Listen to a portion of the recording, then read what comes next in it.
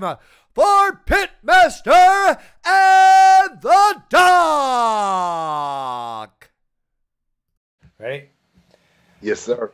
Hey guys, Pitmaster here, and I'm here with the Doc, Pitmaster and the Doc. We're doing our podcast like always, and we got a special guest.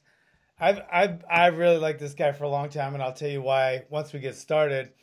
But it's the Black Cobra himself, Dewey Cooper. What's up, buddy? Hey, man, it's great to be on your show, John. You know, we're longtime friends. I'm a longtime fan of yours and everything that you do as a martial artist, and it's a pleasure to be here. Thank you. Thanks, man. All right, first of all, let's just get okay. Let me tell you when I'm not gonna say fall in love because that sounds gay, and nothing wrong with gay, but I'm not gay. I don't care what people say, do we? Either. Except for my wife. Either. My wife gives us such a hard time. She thinks we have like some kind of weird relationship just because we hang out once in a while. Whatever. She's jealous. Anyway, so moving on. My guy goes to fight. My guy fought you, and it was years ago. Yes. But I remember the weight difference, and then, and I just couldn't believe you were fighting these giants. What were you, like 199 or something? Yeah. But John, there was no money in kickboxing other than the K1 fights. Yeah. And those were all heavyweights. And I was at that threshold of cruiserweight, and I just had to try to gain those extra few pounds to fight for. It was like 25,000 or 3,000 for the same hard ass fights. Yeah, with guys more my weight, but you're still clacking shins and banging knees against each other. So you might as well fight the heavier guys for the money. And it was a great thing. The K1 was the greatest fight sport in the last 50 years. So it was a pleasure and an honor to be a K1 fighter. Yeah. You gave up. I mean, you probably gave up 80 pounds in some of your fights. Yes, yeah. Remember, I was the first guy to beat Mighty Mo. And he weighed 293. I weighed 199. Wow. And I put the speed and the low kick on him and got a victory. I was the first one in K1 to defeat Mighty Mo. After that, Cal Kalai beat him after that. Wow. So you fought K1 kickboxing. You fought boxing too. Yes, absolutely. And people don't realize I have 4 MMA fights also. And I just did MMA because people were like, "Oh, you're afraid to get in the cage." I'm like, dude, I'll fight anybody, anytime, any style. But I'm definitely a kickboxer / boxer, though. You're a lot like Chuck Liddell. You know that in that same mentality. Yeah. Chuck's my guy, man. I love Chuck. Remember, John, when Chuck came down and stayed in Vegas for a while and trained with Nick? I was his training partner. We did hundreds of rounds of sparring, and I love Chuck. We're still friends to this day. Yeah, he's a great guy. But okay, now speaking of, you just brought in a name that it makes me a little nervous, and it kind of makes me go ooh. And I love this guy himself, but One Kick Nick, there there's a dark side there, right? let me move away from my daughter here. Oh yeah. Yeah, what? Yes. Nick is like an old throwback Viking from like the 1700s or something. He's crazy, but he's a great guy, John. Nick, I love One Kick Nick. Master Nick has trained me for 25 years, and I owe him everything. He's a great guy. I just would not. And for all you guys that don't know, One Kick Nick, he helped train Chuck. He's been like a staple of martial arts, especially kickboxing, and he was in Vegas. But now there's One Kick Nicks in other places too. He's made that affiliated that. But to be honest, first of all, he worked in a strip joint for a while, and then he had a real dungeon. This guy, him and Alfie. Do you remember Alfie? Oh, I love Alfie. Of course, I remember Alfie, man.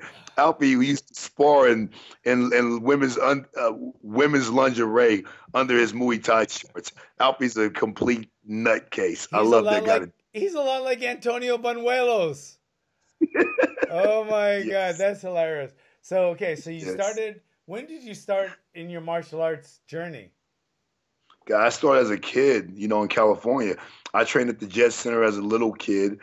And when my parents, my first art was Muay Thai.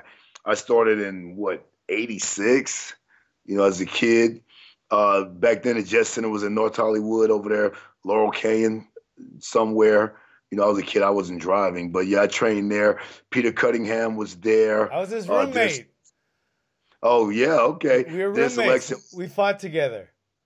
Yes, yes. I was a kid back there. I came up with all those guys, and then my dad was working at Edwards Air Force Base back then, and he moved to Vegas. He got a job at Area 51 at the test site, and that's how we ended up in Vegas from California. And I started training with Deco Zine was the first Muay Thai school out here. It was called Deco Zine. Unfortunately, he passed away. Then I trained with Master Toddy, and then Nick. I trained with Toddy for about a year and a half, 2 years, and then I've been with One King Nick ever since. Wow, you remember those Jet Center days? Yeah, that's where I won my titles when I was training with Benny and Blinky Yep. and Smiley and Ruben. Yeah, and Yes, Sugarfoot but was my roommate. yes. But remember, I was a little kid back then. I was Yeah. like 10 years old, 11 years old, But yeah, I go Oh my way God. back from that lineage. Also, by the way, I'm a third-degree black belt in Chinese Kempo. I was a BKF member. I was trained under Eddie Flash Newman also.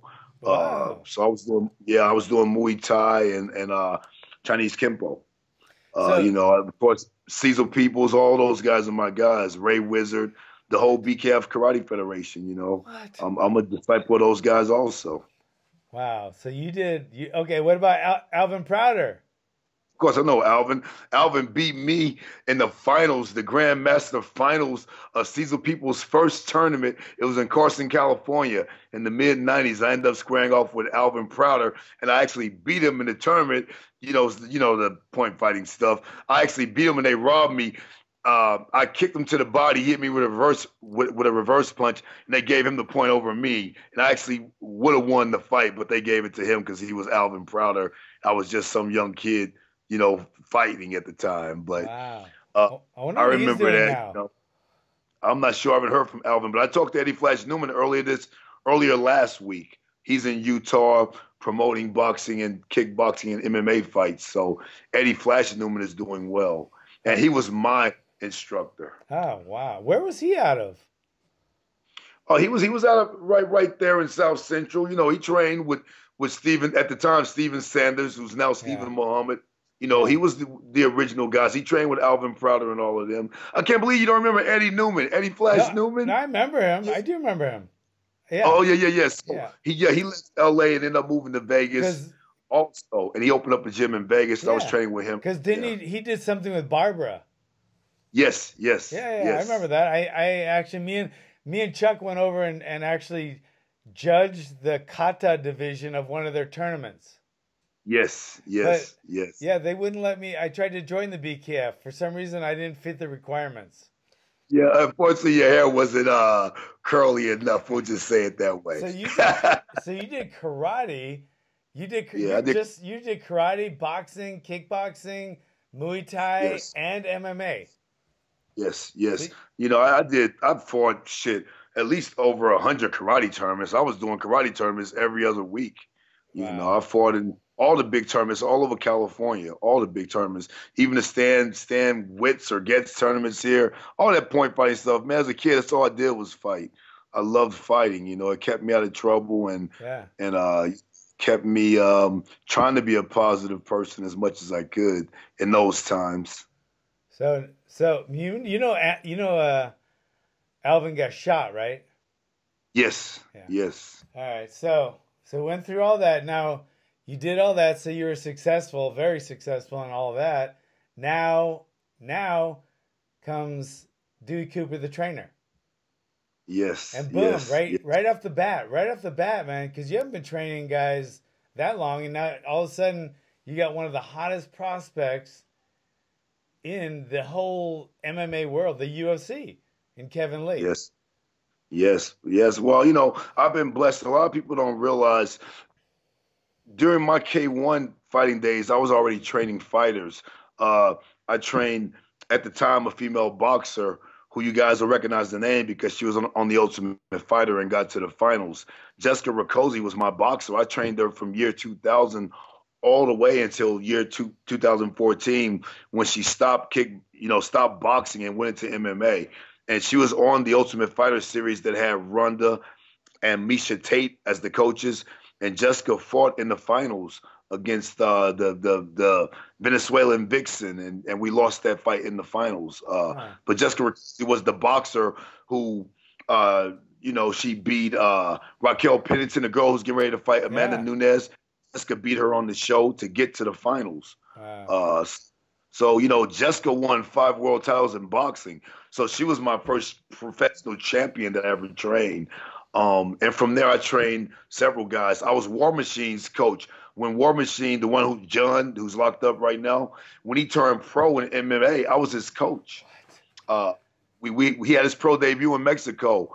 Eric Del Ferrio, who has the gym in San Diego, he was promoting shows, and he was War Machine's promoter, and I was training War Machine for those fights. So I trained Phil Baroni also. I've had some guys throughout the years. I was Jay Haran's original coach. I trained him when Baroni brought him from New York. Yeah. I trained so many guys, but I'm still fighting, so that wasn't my main thing. I was just helping my guys out, but I was officially training them. And so retired. I haven't officially retired yet still, but I'm definitely in the twilight of my career. And so the next best thing from fighting is teaching guys. And that's why I seem to be like that hot new guy. But man, my first world title as a coach was 2001 with Jessica Rakoczy. Yeah. Remember, I won world titles, 5 with Jessica Rakoczy, 1 with the light heavyweight boxer Bebu Shumanov, 1 with Jesse Vargas. We knocked out Saddam Ali in 2016. Later that year, we lost our belt to Manny Pacquiao. I was his head coach for those fights. We won on HBO as my biggest win as a coach. We won the WBO welterweight title with Jesse Vargas, and my last champion, Amir Abdallah, kickboxing champion, WKA cruiserweight kickboxing champion. I trained him also, and he won a world title. So I'm 8 world titles in as a coach, and people think I'm a new guy. It's just that I put all of my energy into coaching now versus still competing. Do you work side by side with Nick at the same dojo, or do you have your own? No, I work side by side with Nick. I'm there. I'm at One Kick's gym on Tuesdays, Thursdays, and Saturdays. On Mondays, Wednesdays, and Fridays, I'm at the Mayweather gym. I'm one of the Mayweather coaches. Floyd hired me before the gym even opened. So I train all my boxers at the Mayweather gym. I train all my MMA guys and kickboxers at One Kick's gym. So I'm at Mayweather's gym every day, but I double up on Tuesdays, Thursdays, Saturdays, and go to Nick's gym and train all my MMA guys. Wow. And you live in Vegas. Where do you live? What side of Vegas? I'm in the Southwest, Southern Highlands area in Vegas. It's beautiful. Things are nice. Unlike California, if I were living in California, I'd be surviving. But I'm living in Vegas. I'm living really well. So, Yeah. things are different. California money, you can live like a goddamn superstar out here. Man, if we sold our houses here, imagine we could buy a block in Vegas. Damn sure could. For Not sure. here. For sure. I tell all my friends, John, I'd rather be living in Vegas than surviving in LA. You know what I mean? So I love LA. I actually love LA more than Vegas. Yeah. But I don't want to be surviving in LA when I could be living in Las Vegas. You know what I mean? Yeah. So, Yeah, I do know. What do you still do to like throughout your day? So you train your guys. Do you have a time set for your personal training? No. I'm a weirdo, man. I train basically like 3 in the morning, at my house.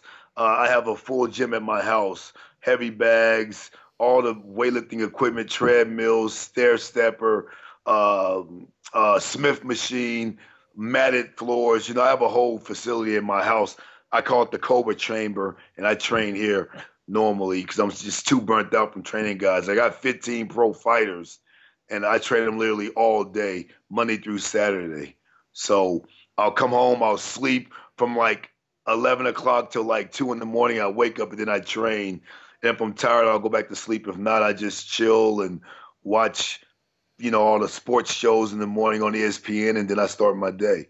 I don't sleep a lot. Anyone who knows me, Nick, Stefan Bonner, I mean, Baroni, everyone who knows me will verify that I only sleep like three hours a day, 4 hours a day on Sundays. I don't sleep a lot. I never have though. Throughout my entire fight career, I've trained every day and I worked at the strip club with Nick all night, 5 days a week. So I've just got used to being up all the time, and I feel good. I'm just blessed that 3 hours of sleep is enough for me.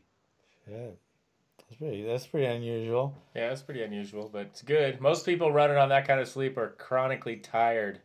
So, and even Kevin, even just in Atlantic City, we're all in the room together. They'll tell you, I didn't go to sleep until like 9 in the morning every morning, all night.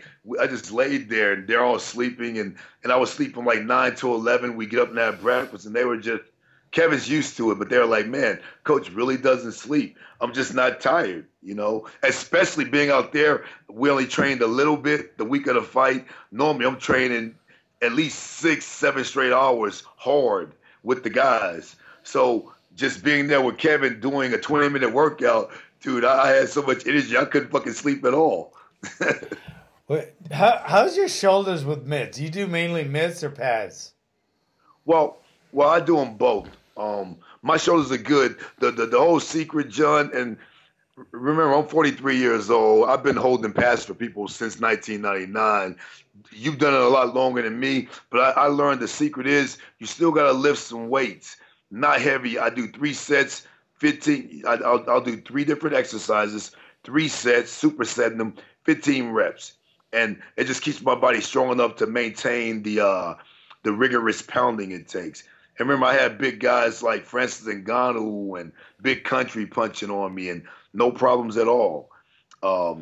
So I think that's the secret. Just, hitting those shoulder shrubs, doing some military press, that type of thing, keeping your body, your joints, and those tendons nice and strong. Not going heavy, but, 15 reps, and I feel great. Man, I can hold pads all day. I'm a freak. John, I'll hold pad for 10 guys in a row, 2 hours straight, and won't even drink water. I tell them, come on, man, they can't break me. I'm a K1 fighter, John. We're old school, man.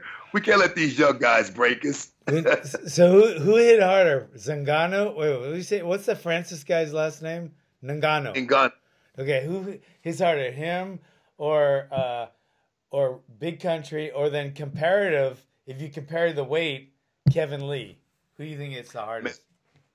Man, no one hits harder than Francis. I'm gonna tell you, it's not a myth. This guy hits like a truck. I mean, Francis, he has real power, and it's not even technical power. When he masters his techniques, John, forget about it, man.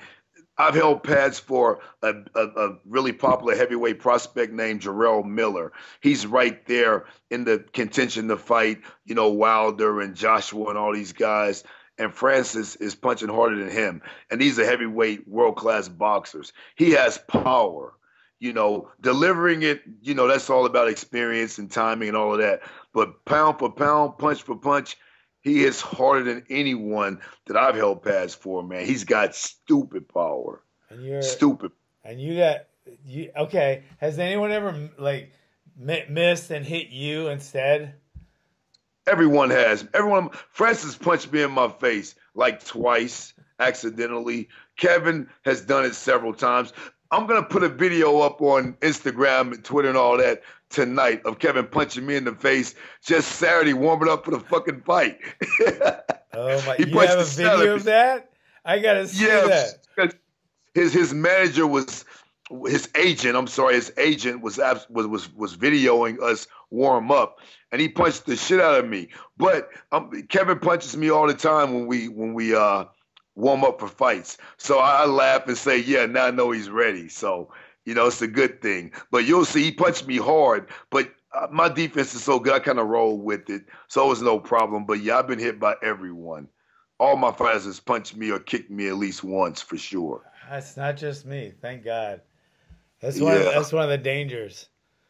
Yeah, John, you know, they're all accurate and good when they're fresh. You start running those drills off and those techniques, they get tired, man. The accuracy starts to go more and more and more. And that's we got to be, aware of what's coming at us because they're going to end up punching us. I'm not sure if they missed the mitt because they're tired or they punch us because they want to break. I still don't know which one it is. that Chuck, he probably did that, fucker. Yeah. And I was bleeding and shit. Oh my god, that's terrible.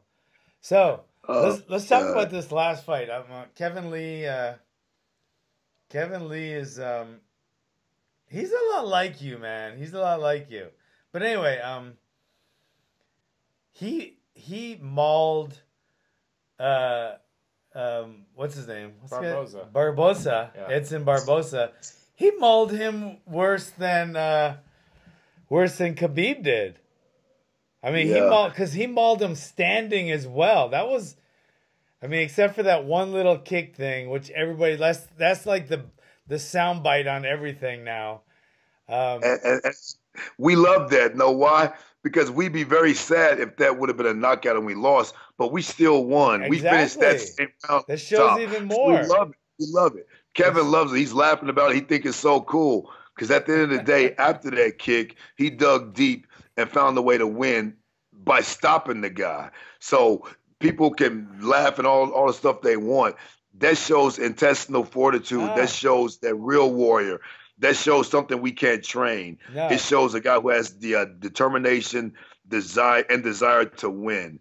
And that's what I love. That was my favorite part of the fight Saturday night was that kick. Because John, you've been in this game for so long. There's a lot of front runner fighters, guys who look spectacular when they're kicking ass and taking names. But the moment that ball turns to the other side and they're getting hurt or getting damaged, do they have that same enthusiasm about trying to win? I got it. That's the championship question. Those are the championship questions. That brought the crowd back into the fight because everyone saw that. It was like, oh, this is still a fight.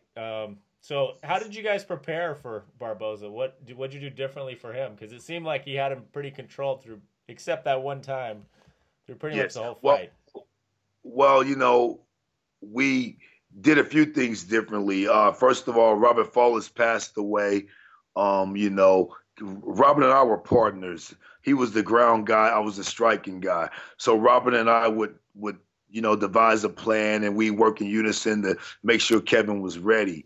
With Robert being away, and I miss him dearly, talk to him every day. He was my good friend. It was a little different. But Kevin and I, we met. We studied the videos of the guy of Barboza, just like all three of us did. And my only suggestion was we spar with a lot of real Muay Thai kickboxers. We'll spar some MMA guys, but we need real kickboxers, guys that kick really hard. So me being at One Kick's gym, I know several of them.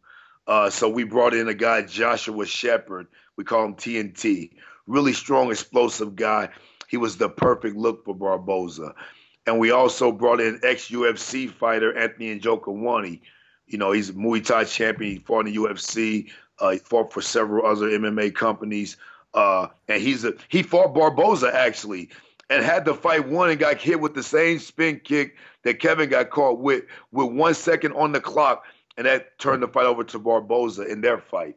So the only thing we really did differently, we added real Muay Thai fighters in there to really blast those kicks and kick at those arms and legs very hard to get Kevin prepared for real power. Even Chaz Moki came down and threw kicks at Kevin for a few workouts. So all the Muay Thai guys in Vegas really came around and helped out to get that win.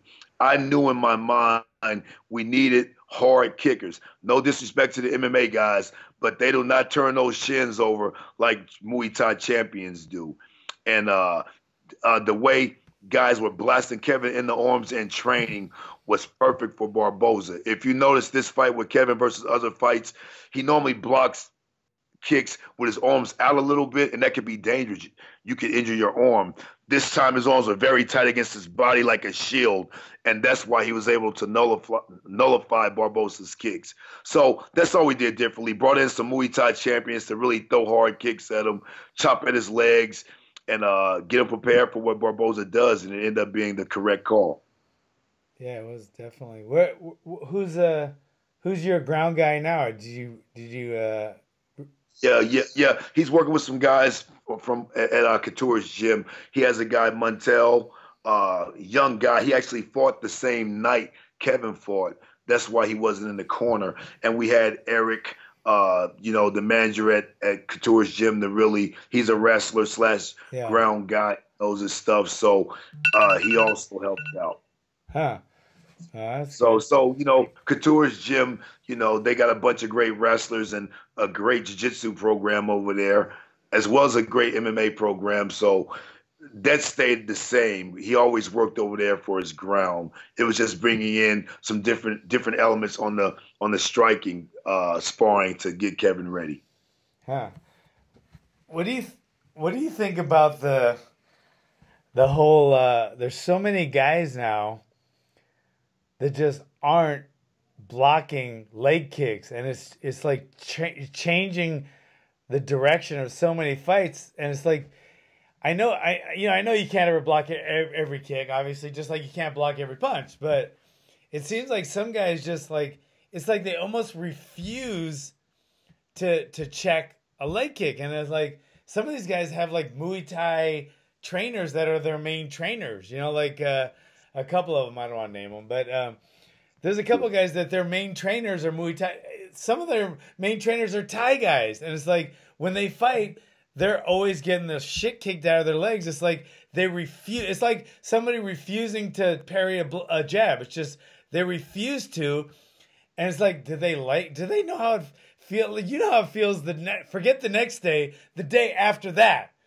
I mean, it hurts. The second fucking day after a kick where you get the shit kicked out of your legs, I mean, it hurts like nothing. And it's like, why would they put themselves through that instead of just a simple check? And then number two, do you think leg checks are different in MMA than they are for Muay Thai? So first of all, why do you think there's a couple of guys that refuse, even though they're known for not checking, so people are just going in there fucking hammering their legs, and it always changes the outcome of the fight. What would you do with that guy? What would you do with him? It's crazy to me. I mean, the most basic thing in the world is to block a low kick, and it amazes me that guys don't do it. But that's for two reasons, John. The main reason is because MMA guys don't really do shin development. And this is the truth. No, they all got soft shins. They never kick the bottom of the bag. They never do drills where they're checking kicks with the really thin shin pads on to condition their shins. They don't roll their shins after they train. They don't do anything to really help strengthen their shins. Therefore, at the Jet Center when I was fighting and you were 10 years old, yes. Benny wouldn't let us wear shin pads ever. Yeah, no, I know. Yeah, for sure. But, I mean, I think you should wear the little thin ones when you're training. Would have been nice. Yeah. Yeah, but I'm saying now because you guys are the fucking, old school railroad working tough guys. I'm talking about these punk ass metrosexual ass dudes now. You know what I mean? All righty. So we had to amend that a little bit. But John, we still have to develop our shins. If you don't develop those shins, you're going to be too afraid to check. And secondly, what drives me crazy more than guys not checking kicks, John, MMA, what's the most deadly kick right now? It's like the trend right now going on. The calf kick. That's the most punk ass kick in the world, John. A calf kick. Everyone in MMA is afraid of a goddamn calf kick. All you have to do is just turn your shin over. One time, they won't even throw at your calves anymore. Never. They won't. My leg kick. My leg check isn't even picking up your leg. It's just turning it from 12 o'clock to 10 o'clock. Yes, that's right. That's all you got to do. And we have proof because Kevin check one of Barbosa's kicks, shin to shin. He didn't throw any more leg kicks. He started blasting to the body. I tell my fighters, check the first kick, shin on shin. Even if it hurts you, they won't throw anymore because none of these MMA guys got conditioned shins, man. None of them do any shin work. They'll kick each other. They'll kick the head, kick the pads a little bit, but they don't do anything to really develop their shins. And that's the secret I shouldn't even be exploiting right now. But I tell all my guys, we got to get those shins nice and hard, and we roll the shins. We kick the bottom of the bag. We kick each other. We do leg checking drills. So you get used to that clacking of the shin. But that's the main reason. You should see the bags John's got here. They're like, they're from Century, but they're filled with cement. They're kicking the bottom of the bag. You might as well kick a pole. Yeah, but remember, you can start off just touching it easily the first week. The next week, a little more heat on it, a little more sauce on it. I guarantee you, after 1 month, you'll be able to kick that at least 75% and not hurt your shin. That's the secret. You may tap it at the beginning, but weeks and weeks, man, I'm telling you, your shins will get conditioned. And that's the reason, John, it's so funny. The guys not checking leg kicks is my pet peeve. It drives me fucking crazy. And the calf kick that everyone's so afraid of now really drives me crazy. You could not stop me in a fight if you kicked me in my calf. I don't give a fuck if you broke whatever bones down there. I'm still fighting. There's no way I'm going down from a calf kick. No way. What do you think about? And I'm mixed about the inside leg kick because that knee, they turn the knee over, it's too. Like Weidman, yeah, and then. Since so much of my training isn't you're mainly sport, most of mine is a street fighting gym. Yes. I mean, if somebody breaks your calf, your shin in the cage, they break up the fight. You got to get surgery. It's a pain in the ass. But if you break your shin trying to inside leg kick somebody in the street, you're dead. They're gonna fucking soccer kick you till you're dead. So yes, well, yeah. I mean, I use it because I use all low kicks, But if a guy's checking really well, then you have to really set it up off the punches. Yeah. Throw a good long 1-2 and rip it in there fast. You can't be marching with it or posting it and swinging it with too much emphasis. You know how the Muay Thai, the pure Thai fighters show it and swing it long and wide. I say, pop, pop, boom. Turn that hip quick, pivot that foot quick, and get a quick, sharp kick in versus full power, committed, follow through Muay Thai swinging kick. Yeah. But we do use it. But yeah, I like the outside a lot more anyway because when you throw that inside kick, remember if you're right-hander on right-hander, their right hand's right there. Yeah. If you don't move their foot, your head's right in line for that straight right. So if you're going to use that kick, I agree with you. It has to be calculated and it has to be thrown correctly. Yeah. Huh. Where do you see yourself since you've gone? I mean, you're like the consummate done everything martial artist now. Now you've made it to the top of the UFC. I mean, he's as top as you can get. So. Where do you see yourself, and what do you want your legacy to be in 5 years? Do you want to be remembered more as the fighter or more as the trainer? I'm looking at you and your guy James back right now, and I see the pit back there with your famous, skeleton guy with the Chuck Liddell after you won a fight pose. I want to do the same thing with my system. It's called Black Cobra Striking Systems, BKSS. I don't really care about me, the person. I just want my system to be respected. And people say, hey, I like his system of fighting. It's a defensive style, sharp boxing, and effective kicking. So in 5 years from now, I would like for people to respect my philosophies of fighting, my system of fighting, more so than me. I would like to be known as a hell of a fighter, but that's all generational. You know what I mean? Like the kids who never see me fight would just think of some pierced lip dude with dreadlocks holding pads for people. But the people that remember the K1 days will remember me, and that's all I care about. We have to stay in the now. So since I'm doing more of the training now, I would definitely like to be respected as a good coach. I would like for all my fighters to achieve their highest heights. hopefully all become world champions. And at their speech of their award speech, they'll say, "Hey, I want to thank Dewey Cooper for not just teaching me, fighting skills, but teaching me how to be a productive person and try to be humble and do the right thing and live through mercy if possible. I don't want to fuck no one up, but if they disrespect me, I may have to.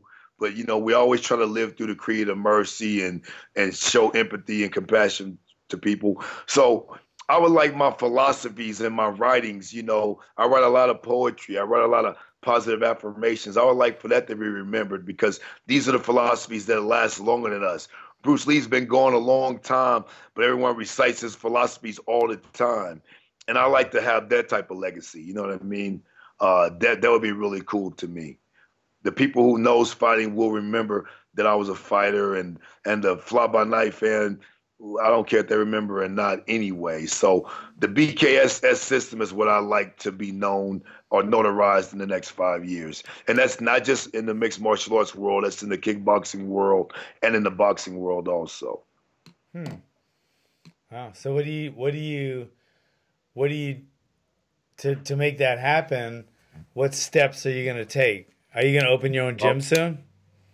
Well, no, I definitely don't want my own gym. I just want to keep training the fighters and keep making them reach the top. Yeah. 2016 was my greatest year as a coach because, like I said, I won the world title on HBO. You were everywhere. And I won a world title in kickboxing. You were everywhere, bro. Yeah. So I want to keep creating fighters. I got a bunch of young undefeated fighters coming up. And about the next few years, they'll be reigning supreme on top of the world. I just want how Freddie Roach he's known to be a champion coach. I would like for those type of accolades like Freddie Roach has, like Emmanuel Stewart has, but be also in the mixed martial arts world with that reputation too. So I'll kind of one up those guys because they're just boxing coaches. You know what I mean? Yeah. So, we got Keith Lee, Kevin Lee's little brother, coming up in the 135-pound division. We got some special things going. I got a 185-pound MMA fighter from Uzbekistan named Mahmoud Miradov. He is a killer. He is a complete killer. And he's going to be hitting the UFC landscape real soon. He's already won several world titles in Russia. And he's going to be hitting that UFC landscape real soon. And I'm telling you right now, he looks like a fucking model. He speaks English. And he can fucking fight like he's a killer. So he's going to turn a lot of heads in the UFC also. So, hopefully Kevin Lee, the guys I have now will keep evolving, keep getting better, keep getting more experience, and reach the highest heights of the UFC by winning the championship and maintain it for a long time. And we just keep doing it, man. I'm really a fighter's trainer. I sweat with them every day. I run with them. I'm out there with these guys. I love them to death, and I give them the best I could give them. And so that's where I want to be 5 years from now, still in the martial arts world, mixed martial arts, boxing, kickboxing, and still creating champions, man. That would be awesome. Wow. You're living the dream, man. Sounds like a lot of fun. Yeah. Yes. And remember, it's a boring lifestyle, Joe. We ain't out partying and hanging out and all of that, but these are the rewards. I got to see your fighter do what he did yesterday, and you got to be so proud. Yes, that was very cool. Yes. And to see the poor doctors had to come in, my colleagues had to come in and stop it. Yes. And see, we love that more because that shows dominance. And John will tell you, right now we're all compassionate human beings, we're regular. But when you hit that alter ego, when I'm Black Cobra, when he's the Motown Phenom, we don't care about anything but dominance and conquering our opponent. And there's nothing better there's two things better than knocking someone out. That's the guy taking a knee and submitting, quitting, like I can't take anymore and quit, or the doctor having to jump in and save him. That shows yo, it was near death. Well, he was looking beat up in round one. I mean, he was looking hurt and damaged. So for the doctors to finally do something out of mercy in round 5, I think it was round 5, wasn't it?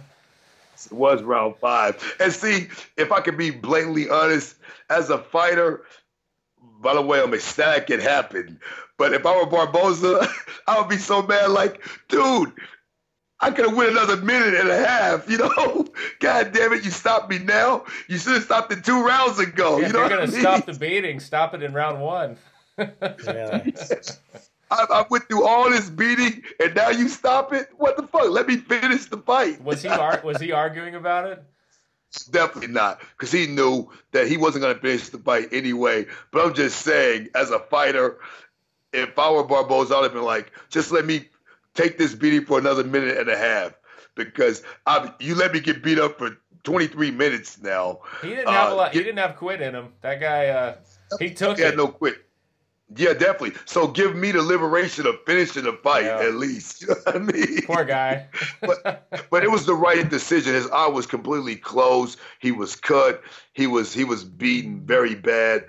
And Kevin wasn't getting tired, so it was only a matter of time. There's no way he was going to get through that 5th round. There's no way. Wow. Well, it was quite a performance. Can't wait to see what he's got next. Yeah. And Kevin's very excited because, you know, not to talk about another podcast and your podcast, but he loves the Joe Rogan podcast. And today he was actually featured on the Joe Rogan podcast. So he's in LA and he was so excited about being on that podcast. He listens to that thing religiously. And so it was cool that he's seeing the fruits of his labor also. Not just the money from the UFC, but seeing things that he dreamt about happen. So that's really an awesome experience for him, man. He's only 25 years old.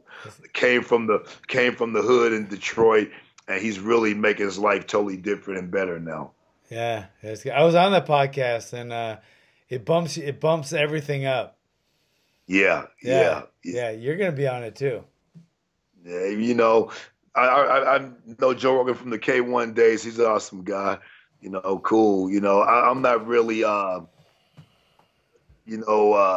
starstruck on any of that type of stuff. You know, I love the guys like you, John. I love when Nick and Stephen Bunner were doing their podcast. I don't listen to a lot of podcasts, but you know, the real homeboys and the guys that sweat martial arts out of their pores like you know, it's an honor to even be on here talking with you. This is more important than the Rogan show to me. Not dissing Rogan. I love him, but being with a real grassroots martial artist who's done it, who's created champions, who's created a legacy, who I can get some advice from.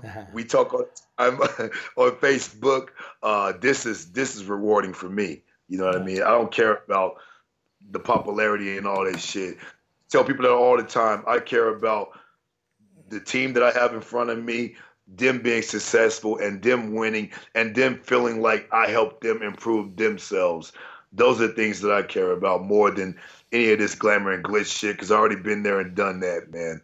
You know, so. Yeah.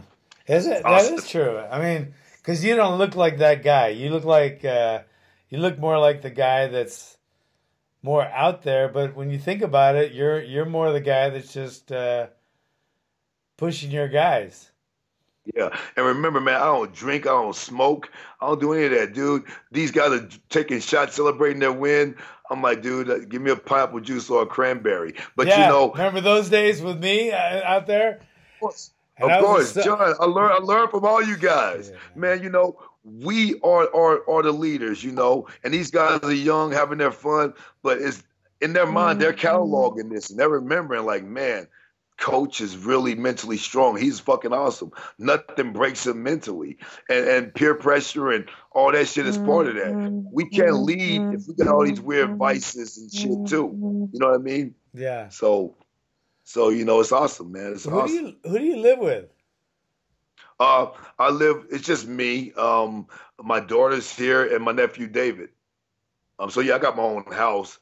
I'm not married. My girlfriend's here all the time, but she has her own house also. So it's just me, my nephew David, the big guy I'm always with. That's my nephew, and then my daughter Shaolin. Huh? How old is she? 12, and she got a red belt Sunday, I missed her getting her red belt in Shaolin Kung Fu because I was flying back from the fucking fight with Kevin. So I missed my daughter getting awarded her red belt. Where was it? Where she trained? She trains at a school called Shaolin Kung Fu Chan, and it's a real Shaolin monk from China. 32nd generation Shaolin monk trains her, named Shi Jing Wei. So I named her Shaolin as a real monk from China here, so I had to have her train her. Have him train her. So they must good. Go nuts when you go in and watch her train all the people there. Yeah. And remember, I was at the real Shaolin temple in Songshan, China. The abbot of the temple took me into his private quarters. I was a guest there and made me green tea. We talked about Buddhism. We talked about the Shaolin way. And he asked me where I lived, and I said I live in Las Vegas in the U.S. And he's like, oh, I have a disciple there. And that's how I found out, and I made my daughter join. Well, I didn't make her. I had her join when I got back from China. She's been training there for 8 years now. Wow. What's that? You mentioned him. He was sparring with, you said he was sparring with Kevin. He's like an African name. He had a Anthony and Joe Money. Yeah, what happened to those two guys? They're Knicks guys, right? Yes. Well, Anthony's still fighting, but he's just fighting Muay Thai. Chidi's fighting in Bellator. He'll be fighting late May or early June in Bellator. Chidi's doing well in Bellator. He's doing very well. He moved up from 170 to 185. He couldn't make the weight anymore. But yeah, he's a top 10 guy in Bellator right now. His younger brother, Ian Jokawani. And then Anthony one just does kickboxing. Yeah. He stopped doing MMA for now. He won a Muay Thai championship his last fight. Anthony did. So he's a Thai champion now and still training and doing his thing. You got a lot of shit going on, man, for someone so just do you meditate? Of course, I do. I'm a Zen Buddhist. I meditate every day. And Sundays I meditate for an hour, drink green tea and just unwind. But yeah, I definitely meditate every day. You remember last year I could tell you were as mellow as you are. Do you remember somebody was irritating you? I had to step in last year. Do you remember that? I remember. That was the closest I've come to hitting someone in a long time, man. Because he was like, I could tell he was irritating you, and I was like, if somebody's irritating Dewey, he needs to stop. He must be doing something. And he was being a douchebag to you. And you let him live. What? Yeah. I try. I'm a Buddhist. Remember, the number one code of Buddhism is mercy. You have to really exercise that. And remember, us being brought up in America, that's really hard to do. Mercy means like really trying your best not to hurt someone. Yeah. So if a guy calls you something that you don't like, the old me would have fucked them up on sight. You call me, man. I'm fucking you up. I can see that. Yeah. Did you see how fast I flew in there? I had to fly in the middle of you guys. Yeah, but we live through mercy, and that's the only battle I still have sometimes because remember, man, I'm an urban dude too. I ain't some punk. I'm down the street fight, so when guys trying to test your man card too much, you gotta be like, listen, man, what? You know what I mean? We try not to, but sometimes people take that like you're intimidated or something. It's like, John, I'm not intimidated, man. I just don't want to hurt you. You know what I mean? I'm trying to be a better person. I'm trying to live a good life and clear up my karmic debt and all of this shit I did from my teens and 20s. You know what I mean? That's what I'm working on. I'm so far behind. My karmic debt is so far behind. I'm having to do. I do the dishes at home now. I do my fucking dishes. Even when it's my wife's. I'm not gonna say it's her job. I do the dishes every day. I'm not even gonna say it because she might be in here. But yeah, I could see that. I saw that, and I was like, "Oh shit!" And I was like a vampire. I was just like, "Boom!" right there. And I appreciate that because remember, John, we can all have political views and religious views. Some people could be for Trump. I could be not for Trump, but those are just opinions. We still can be friends and love each other and respect each other. You know what I mean? I don't get that just because someone does. It's like I'm a big Pittsburgh Steelers fan when it comes to football. I'm a Steeler fanatic since birth. You know, way back in 1979 when I was a little kid, when the Rams played the Pittsburgh Steelers in the Super Bowl, my whole family had on Rams jerseys. I had on a Pittsburgh Steelers jersey. I've been a Steelers fan my entire life. But I'm not going to hate you because you're a Patriots fan or a Cowboy fan. You know what I mean? I look at life like that. You know, we could be for against Trump. We could be against Black Lives Matter or for Black Lives Matter. But at the end of the day, those is just groups. And because we support a certain group doesn't mean we hate us. We have hatred for other humanity. It doesn't mean they're a bad person. I think that's what's different now in this country is people use that to look at another group and say they're bad people, because they don't agree with you. I don't think it was always that way, and that's what I don't like to see. Now I can see if there's hatred for certain people and you express, I support that. That's different because at the end of the day, we're all human and we deserve human acceptance and compassion. And I just don't understand people really freak out about that and they get violent and all of that. And it's like, dude, John, we are like the pastors of violence. That's all we do is violence every day. We teach people to fuck people up. We teach people to defend themselves. That's all we do is fight and train. And I know you go out and shoot and do your knife training and all your street tactical stuff. I do the same thing. You know, that's all we do is fight, war. And for people to get on Facebook and challenge us is crazy to me, man. I'm like, dude, I'll go over there and fuck you up, man. But, you know, we try our best not to. Could you imagine if Tim Kennedy? Yes, of course, yeah. Could you imagine if he was on the bus that McGregor was? Can you imagine what would happen? That would be like fucking Jason Bourne movie. He would have killed every one of those Irish guys. Yeah. And I thought about that too. Dude, I wish I was on that bus. I swear to God, I would have got out and started fighting. There's no way I wouldn't have. There's no way. These guys really want to fight. I would have told the guys, let's get off and fight them, man. What are we doing? We're going to let someone yell and scream shit all because your Russian friend got confronted by a person. I would be on Connor's side if Khabib's crew beat up Artem. I would be like, okay, go take his back. You have to. That's loyalty amongst friends. But if a guy confronts me and doesn't punch me or nothing like that, I wouldn't expect my friends to come help. You know, people confront each other every day.